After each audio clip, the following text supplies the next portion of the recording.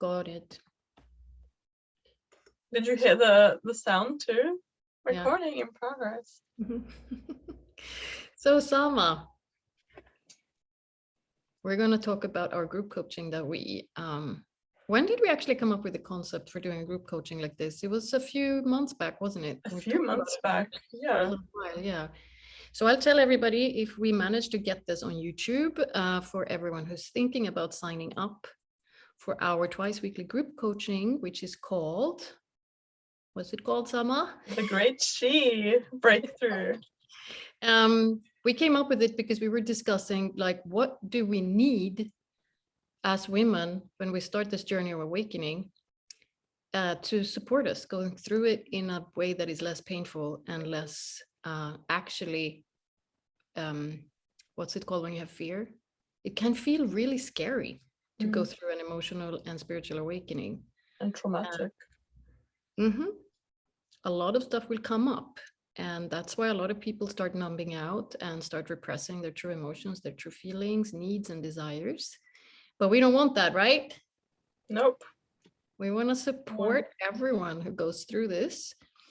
We thought about four times a week, actually, in the beginning, right? So that nobody would have to go through more than like 2 days or 1.5 days without knowing that they're going to get support with whatever is coming up. But that would be a little bit too expensive, so we reduced it to 2. Yeah. And we might still build up to 4, depending on what the demands of the group are. Yeah, what the need is. And what we wanted to do was to support women to get out of this insistent need of approval, of putting our worth on status, productivity, body image, of constantly outsourcing our pleasure, of not finding our power and true voice. And this is something that women have been going through, obviously, for thousands of years. And now it's the great wave of liberation. And we've been liberating ourselves, and it's going to keep on being a process, I think, throughout our lives. And but now is the time for us, at least, to help everybody else, those who feel called to this circle that we want to create, right, Sama? Yeah, and the amazing thing is that we've been doing this together, right? We've been partnered in this, and the results that we've seen in our own journeys, we want to share with you all, and take it deeper, right? Because the beauty of this journey is that we just don't know all the gifts that it brings until we're right smack in the middle of it, and that's what we've been doing. That's what we've been exploring, and that's what we look forward to exploring with you all. Getting to know like each and every one of you, each and every one of you who come from different walks of life, and seeing what we can offer you through that. And we want to go through it together. Yes. Like there's hopefully going to be an us. I mean, there's already an us. That's me and Sama and the clients we already have or have helped so far. But that's going to be a very different core, I think, when we're going to have the Facebook members area, and we're going to have all of these things offered throughout the year, hopefully, like other things, maybe seminars, maybe meeting up in person if possible, and to really connect as women. It's a need we have. I honestly think that circle work is missing in most women's life. Women used to meet in circles. I mean, in this kind of mythology, in this ancient time, you know, the story circle or women meeting, or the red tent, if anybody heard about that, when women used to go into these tents to bleed and like support each other in that. We can still organize that in our modern day, right? And I mean, obviously, we're not the only ones. There are a lot of groups and people who are doing this now in different, in their different field, shamanism or witchcraft, or, you know, all sorts of meditation and healing. And we want to take it that step further to like combine both the mental, emotional, spiritual healing, like to really help people access parts of themselves that are latent or repressed. So there can be fragmented parts, which are wounded parts of ourselves that we repressed in childhood or throughout our teenage years, that are kind of holding on to an energy. They're holding on to a memory, to a painful experience. But as soon as we call them up and love them and see them, all we ever wanted as women were to be seen and witnessed. Like usually that is the absolute core desire of all women, is to be held, seen, and witnessed for our emotions. We don't want to be judged. We don't want to be helped. We don't want to have advice. We just have this need of gaining access to our emotions and having permission to feel them fully, right? In all their glory, in all their pain, in all their suffering, in all their depth, also in all their sublime joy and sublime peace, sublime connection to the great goddess that we have. But when we repress that, when teachers, parents, doctors, authorities told us, you know, they don't want to hear our opinion, they don't want to feel they don't want to be witness to our emotions. We are annoying, we can't show our anger because kids don't do that, girls don't do that. We repress all this energy inside of us. It drains us. All repressed parts drain us, right? So through this work, we're going to open the door slowly but surely. So all these repressed, painful memories can come up, and we love that person, we witness that person, and what happens? Energy is released in your system. We gain access to, you know, so many cool parts of ourselves, you know, the one that dances, the one that can really protect us and is fierce and has a loud voice and is angry and can really tell somebody off. We can access, you know, the sensual goddess, not only through movement, but actually through witness her in her pain at not having been able to express herself, right? Am I rambling? I'm so excited. This is I will gold. ramble This a is lot. pure gold. I love this. I'm just in this zone with you. Yeah, and so that's what we've both been going through. I started my journey 25 years back as a 20-year-old girl who got paralyzing fibromyalgia. And it was terrible because I wanted to just be cheerful, cool artist chick who danced on tables and partied and painted and whatever. And all of a sudden I couldn't move. Like my hands were, it started with my hands. I couldn't move my fingers, then my arms, then my legs. And for quite some years, I could hardly go walk to the toilet. I could hardly buy food for myself. It was a tough time. And I was at that time very programmed to just go to doctors and take pills. And at some point, none of that helped. The only thing that happened was that my stomach got really screwed up and I got very sensitive to loads of foods. I was depressed, despaired, actually thought I was going to just jump out of the window. Truly, I had that moment of like, I'm not going to live like this. This is not a life. Too much pain. The pain was so bad. And I didn't have any money. I didn't have a partner in life at that time. My parents couldn't help me. Most of my friends just turned away at that point. Nobody knew how to help me. They all felt helpless, I think, at watching my despair. And so that was my big breakthrough moment, I guess, where my awakening started happening, was that this voice inside of me said, when I was about to, end my existence, basically whispered in this golden voice, this is not who you are. And that voice reverberated through my being and unfolded its kind of spiritual sublime power. And I knew it was true. Like this desperate, sick person with so much pain in my body, that's not who I am. And so from there till now, that energy, that's the great she to me. That energy has guided me.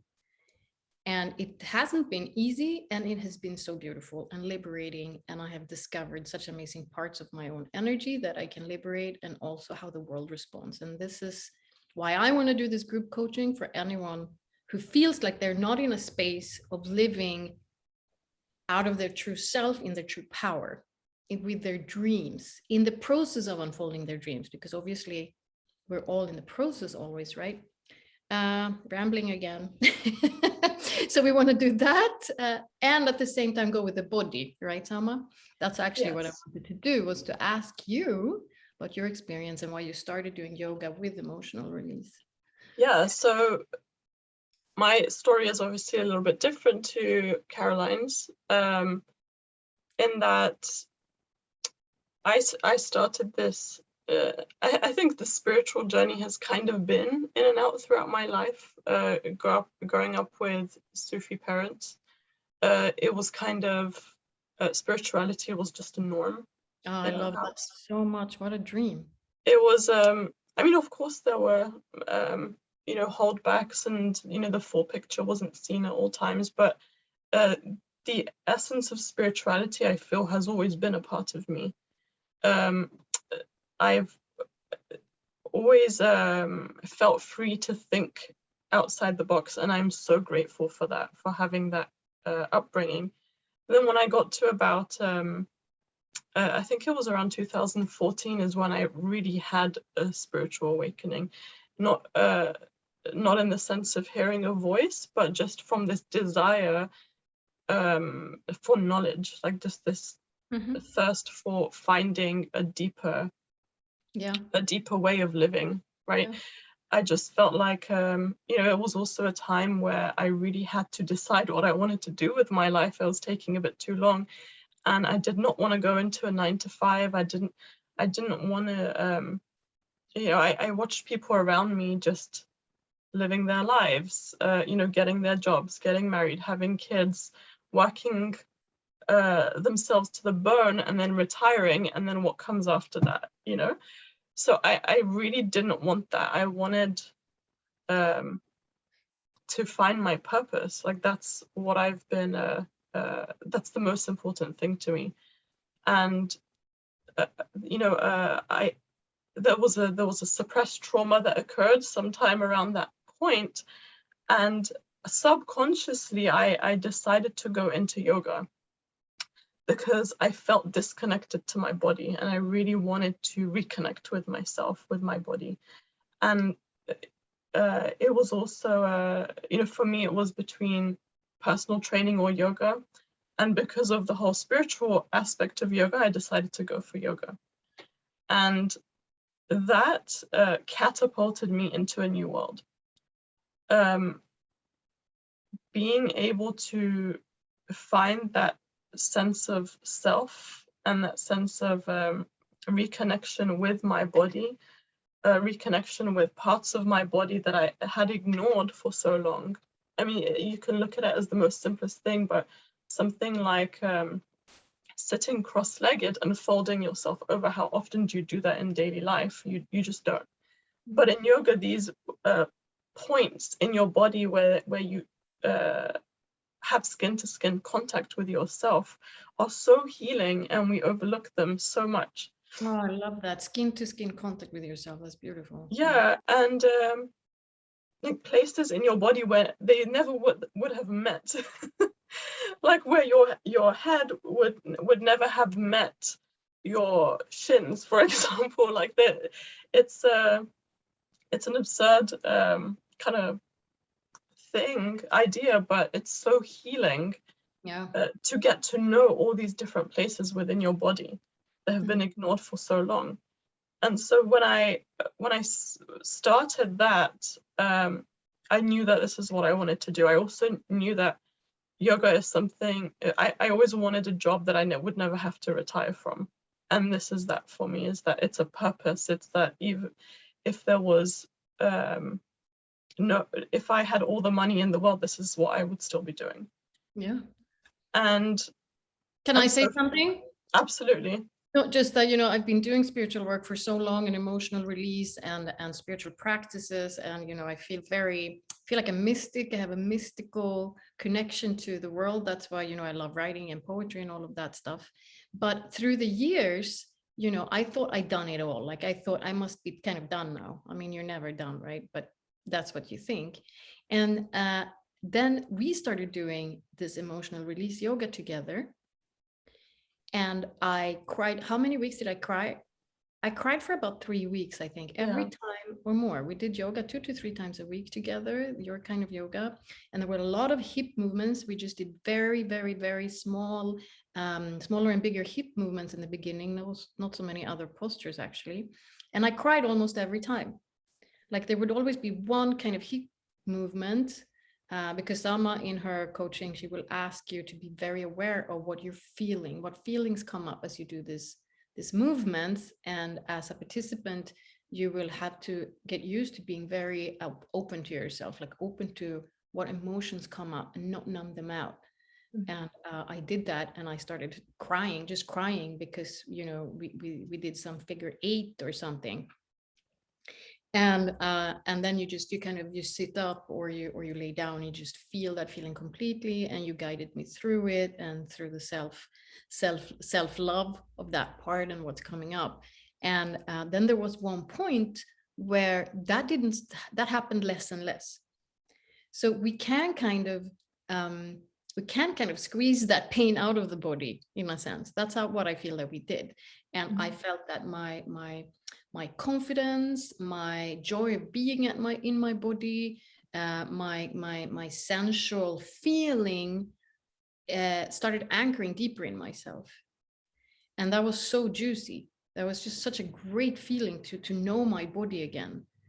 And as I'm kind of in a separation phase right now, I feel like this is such a vital part of me, which is also the reason I wanted to get separated, is to find that deepest inner erotic sensuality again. And we can't do that, and we can't express it and embody it unless I feel we really get those emotions out of the body, and especially out of the hips. So that's a lot of what you're going to do in this coaching too, isn't it? Absolutely. The hips are such an important area in the human body, but especially in women's bodies, because we tend to store the majority of our trauma there. And which is why the classes will be majorly focused around the hips, around hip opening, hip flexibility, hip stretching, hip movement. There will also be heart-centered movements, but the majority will be focused on the hips, because that's where we store the most trauma. And you'll see generally in women, as they tend to age, they grow in the area of the hips, not just after childbirth, but in general. And it's this storing of life and of unresolved emotions and unresolved feelings that take place and are held in the hips. More specifically, these traumas are held in the muscle fascia, and this is where we're focusing on healing, right? And the way that this emotional release yoga was born was many years ago, completely unintentionally, where I had a client who had a past of abuse and trauma in her childhood. And I had no idea about this, but as we started to do these weekly sessions, these weekly yoga sessions, and every time that we'd go into these really deep hip stretches, she would just start crying and start having this deep emotional release and be reliving these memories. And she used to tell me after the class, I don't know what's going on, but I can feel it's like I'm back there again. It's like all of these things that were repressed are coming up. And so she started searching up on it, and I started searching up on it, and we discovered that actually this is something that you can do with yoga. And a lot of the time, if you are in, it happens very commonly in yoga classes, in a traditional yoga class, where you'll be there, you might experience a sudden emotion, you might experience some anger, some people burst out laughing uncontrollably and can't stop. There are these pent-up emotions that just, when you tap into and stretch these places in the body, you're inviting them to release. Yes. And a lot of the times when there are extreme emotional releases in a class, like crying or these traumas come up, the teachers are not equipped to help you heal that. And the best thing that they can do is to guide you into a child's pose or in a fetal position and just invite you to take time and rest and just be with yourself. But I think the beauty of having this spiritual work that we can combine with yoga is that we can guide you into completely releasing these emotions and finding what that place is lacking, that place that has experienced this trauma, the place that has experienced this deep upset or block that it's holding on to. What does it need? There is something that it needs that is not being given to it. And when we can find what that is, we have the power to give that to that place. I mean, we have to have a little disclaimer. We're not trauma therapists or exactly certified or anything like that. This isn't going to be like, if you have a deep sexual trauma, look for a licensed psychotherapist to help you with that. But we can help to release all of those everyday emotions and all of those what we would call them, like women have just been put under such pressure sexually for centuries. Predatory sexuality, men who just own their women in all ways, even though they're your husband. I mean, or a pressure to perform sexually, to be sexy. If you're not sexy and attractive, you won't have a man, you know. So we have shaped ourselves and spent all our money, you know, to liken an image of what we think a man will want. Why is that? Because of the heritage of thousands of years of men owning women, and women having to become a product, so to speak, in order to survive, you know. And what we want to do with this yoga and with this coaching is to completely release ourselves from this programming, from this subconscious shaping of ourselves, molding ourselves to an image that is not ours, you know. And that doesn't mean that if you love, what do I know, if you love Botox and Barbie shit, you know, go do that. But it might mean that we will find within ourselves an image that is much more powerful, natural, radiant, and full of light than shaping and molding yourself according to any kind of, you know, Instagram image will ever be.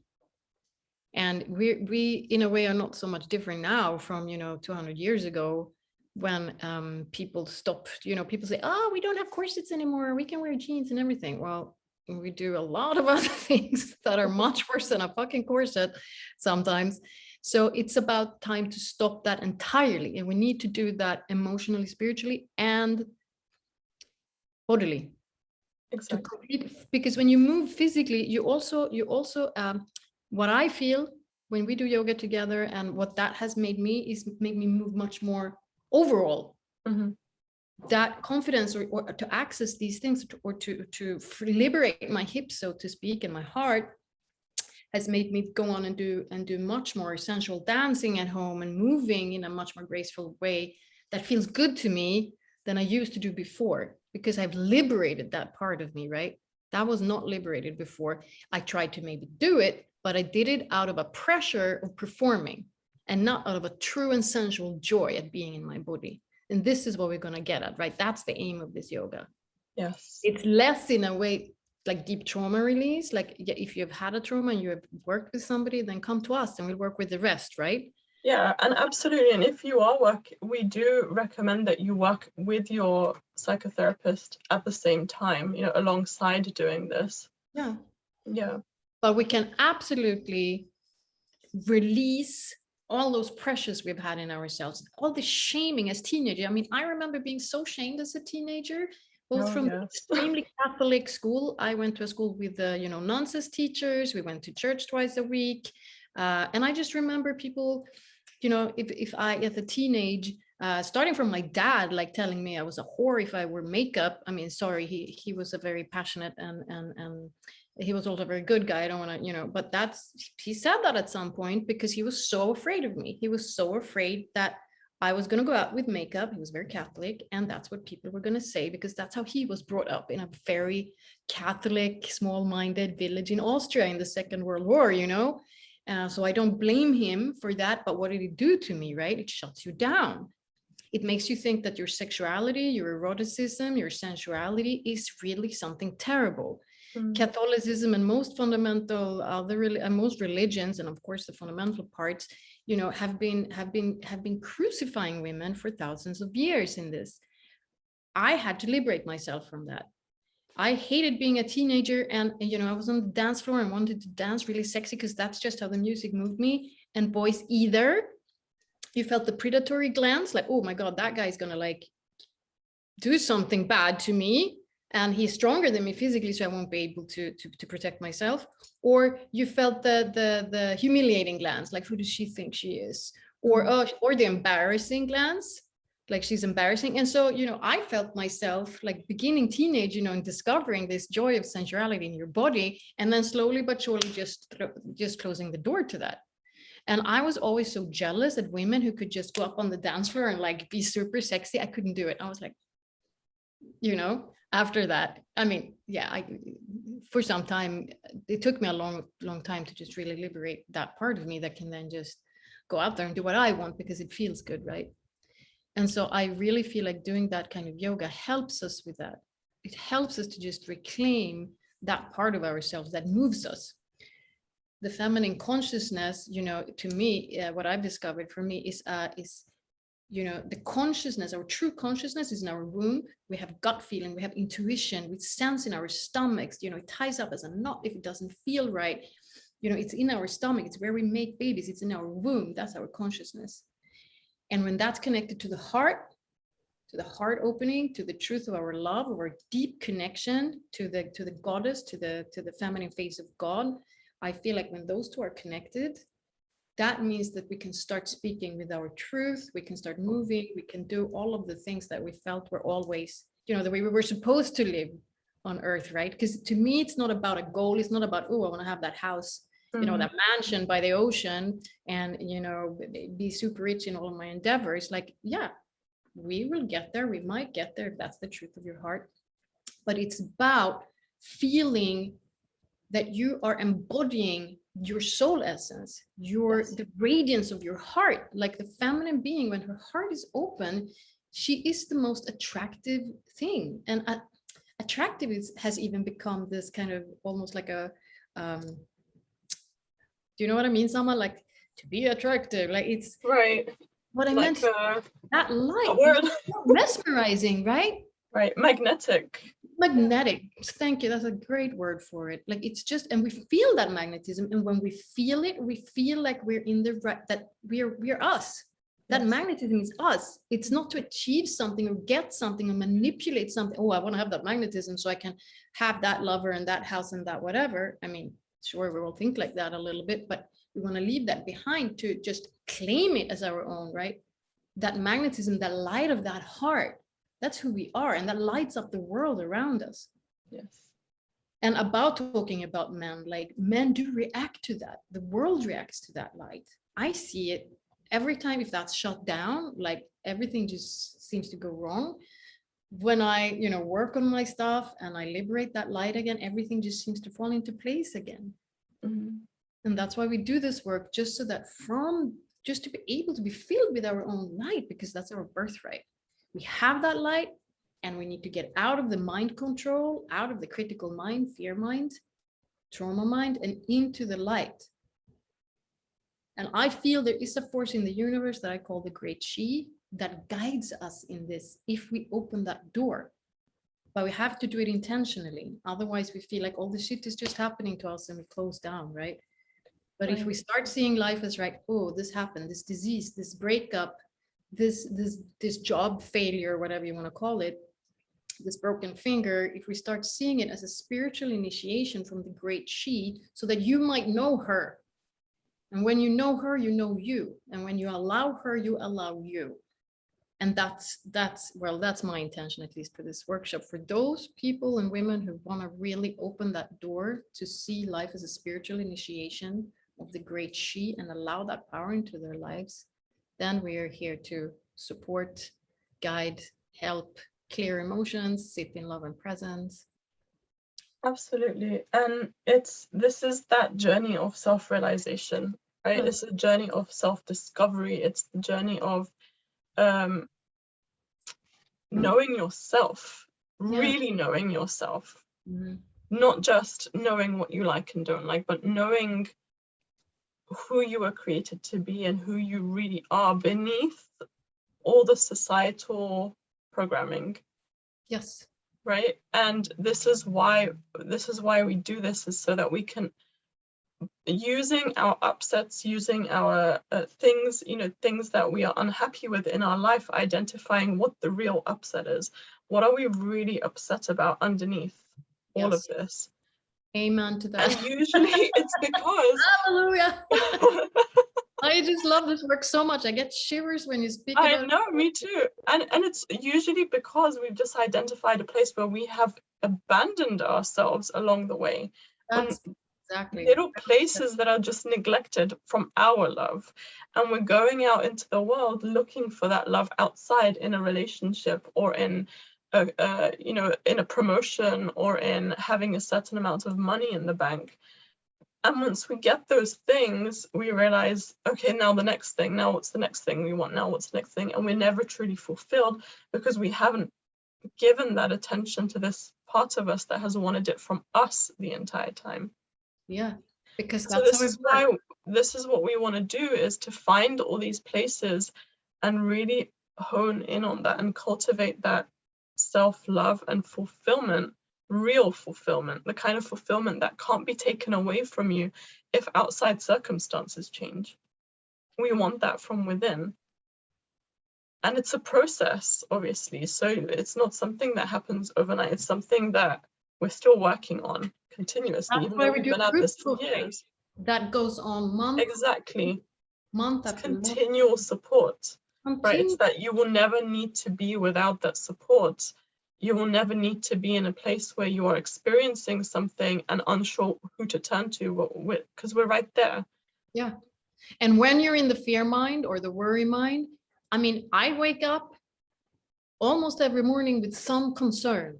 Like I have this concern, and I think that mind thinks it's obviously true, right? It's feeding itself.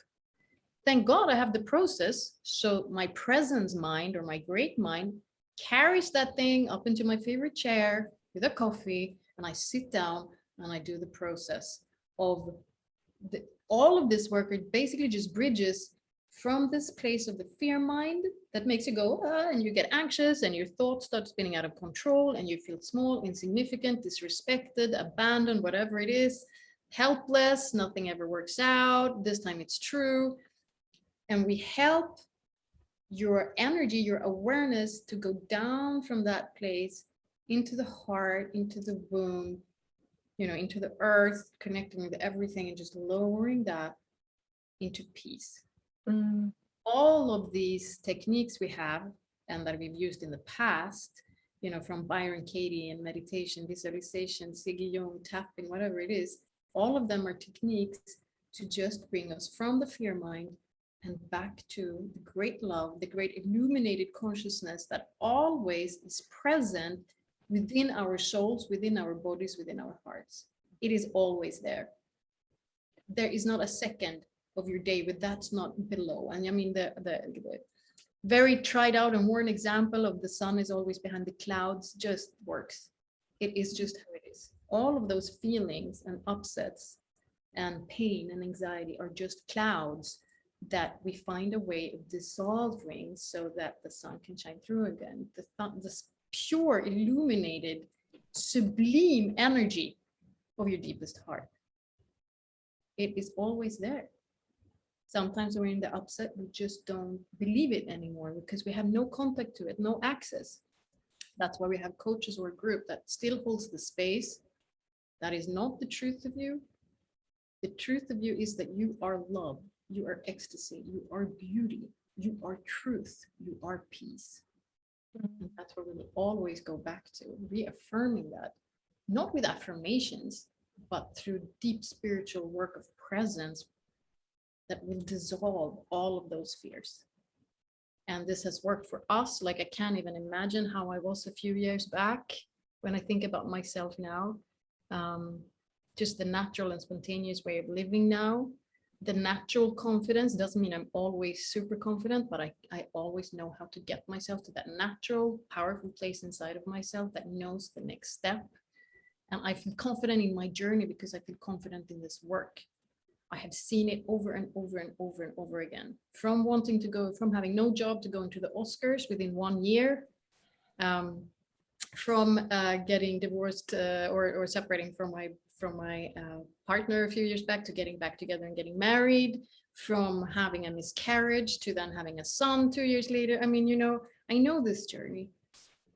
And so I really want to just, with you, Sama, I feel like it's such a great combo to do this journey this way. And if there are 2 people signing up or 200, I don't care. Like if there's one person out there that wants to do this, yes. I would be so happy supporting that one woman in opening the gates to the sublime self. Absolutely. And it's really I forgot what I was going to say, damn it. This work that we're doing in order to support you, it doesn't it doesn't mean that it's about that giving you the tools, right? Just exactly what Caroline shared. It's not about being in this Zen state all the time. Yes, No, you go into that state, but it's alive about human beings. We're exactly emotional. life happens, It's so right? juicy to feel your emotions. That connects you to your heart. Yeah, exactly. It's that, and life is in a constant state of reflecting to you, and you are in a constant state of attracting that. And sometimes you're attracting stuff that you don't like. And this is where the tools are the most important factor, right? Because this is not about we're not ascended masters, right? We're not sitting up atop a mountain meditating 24 hours a day. We're in life, we're experiencing life, and having these tools just makes it that much easier and that much more amazing and juicy and just enjoyable. Alive. It's because a lot of the time for women, I feel like the feeling of stuckness is the worst. Like you're a lion in a cage. You know, it's not even about getting all this stuff. It's about feeling that you know, open the cage door and let the lion out. And to do that is just letting your own energy unfold throughout your life. And that's what it's about. Yeah. That state of liberation. Of liberation. Yeah. Some of my battery is almost out yet. What do you think? I think we got enough, or we need again and talk more about how exactly like all of these spiritual tools work that we have. Sounds good. Let's do that. Let's do it. I loved speaking to you always, Sama. I can't wait to start this with you. I can't wait for people who want to sign up on the homepage, theheartcollective.com. I can't wait. I can't wait to meet everyone. Yeah. To learn about everyone's, you know, to hear everyone's story. It's so beautiful, yeah. Because it's more than just a coach-client relationship.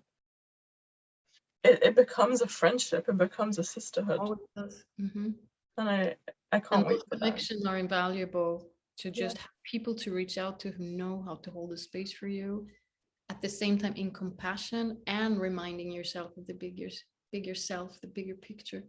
Yeah.